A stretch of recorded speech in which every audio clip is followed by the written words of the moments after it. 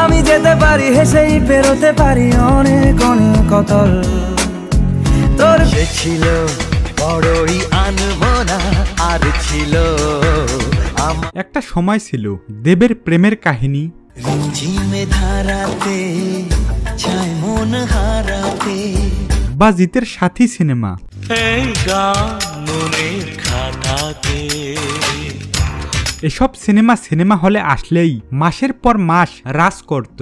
আর আজ একদিকে সাউথের ফিল্ম কেজিএফ বাংলায় এসে 24 কোটি টাকা কামিয়ে নিয়ে যাচ্ছে, আর এদিকে জিতের চেঙ্গিস মাত্র 5.5 কোটি ও দেবের টনিক 6 কোটি। 5টি মারাত্মক ভুলের কারণে আজ বাংলা সিনেমার এই করুণ দুর্দশা। প্রথম কারণ মিউজিক। মনে আছে সাথী সিনেমার কথা?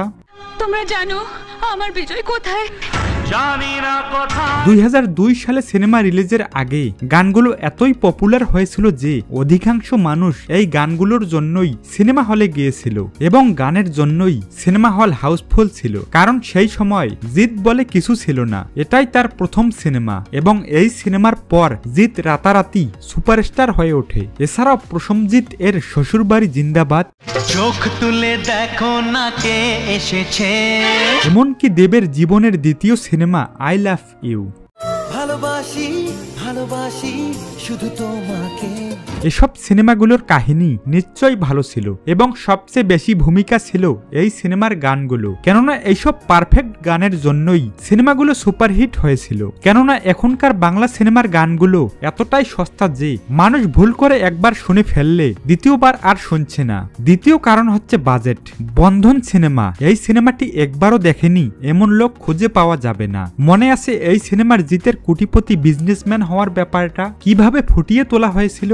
সেই সময় মানে 2003 সালে সিঙ্গাপুরের মতো একটা বড়লোক দেশে একটা বাংলা সিনেমার শুটিং করা মুখের কথা ছিল না। এতে কোটি কোটি টাকা খরচ হয়েছিল, এবং সিনেমাটি মুক্তির পরপরই সুপার ডুপার হিট হয়েছিল। এত পুরনো কথা যদি বাতও দেন, দেবের পাগলু সিনেমার কথা নিশ্চয়ই মনে আছে।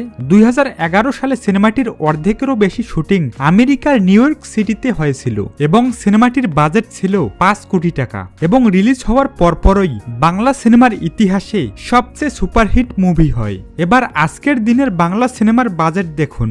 দেবের কিসমিস 1,40,00,000, মিঠুন এবং দেব দুই সুপারস্টারের সিনেমার বাজেট 1,50,00,000, এবং রাজ চক্রবর্তীর পরিণীতা 90 লাখেই কাজ ছেড়ে ফেলল।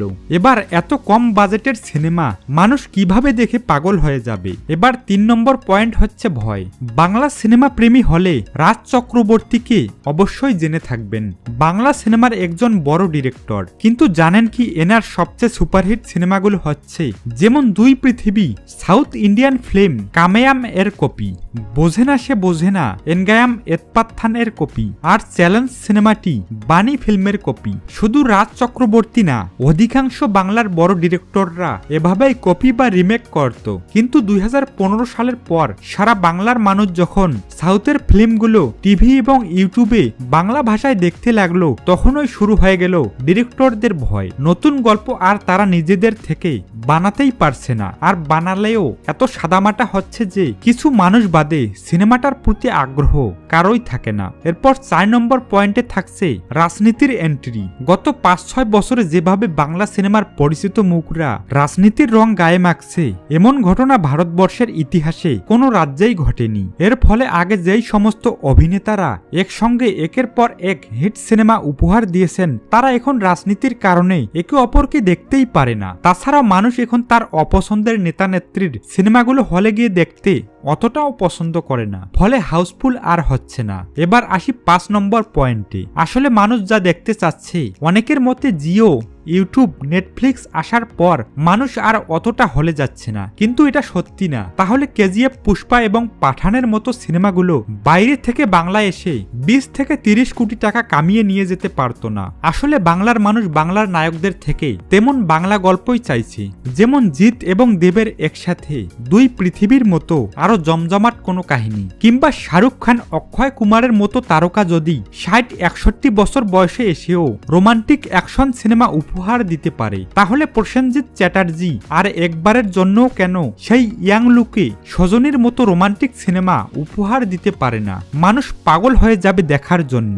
জিতের আওয়ারার মতো কোনো অ্যাকশন সিনেমা দেখে আবারও, কিংবা দেব এবং কোয়েল মল্লিকের একসাথে প্রেমের কাহিনীর মতো আবারও কোনো রোমান্টিক সিনেমা দর্শকরা চায়। এছাড়াও ইয়াং জেনারেশন এখন চায় জিতের আওয়ারার মতো আবারও কোনো অ্যাকশন সিনেমা দেখে বুক ফুলিয়ে সিটি মারতে। মেইন কথা হলো, যদি বাংলা সিনেমাকে আবারও সোনায় ঝলমলে করতে হয়, তাহলে বাংলা সিনেমার দর্শকদের মন বুঝে সিনেমা বানাতে হবে, তাহলে আবারও এগিয়ে যাবে বাংলা ফিল্ম ইন্ডাস্ট্রি। তো এ নিয়ে আপনাদের কি মতামত সেটা অবশ্যই কমেন্ট করে জানাবেন।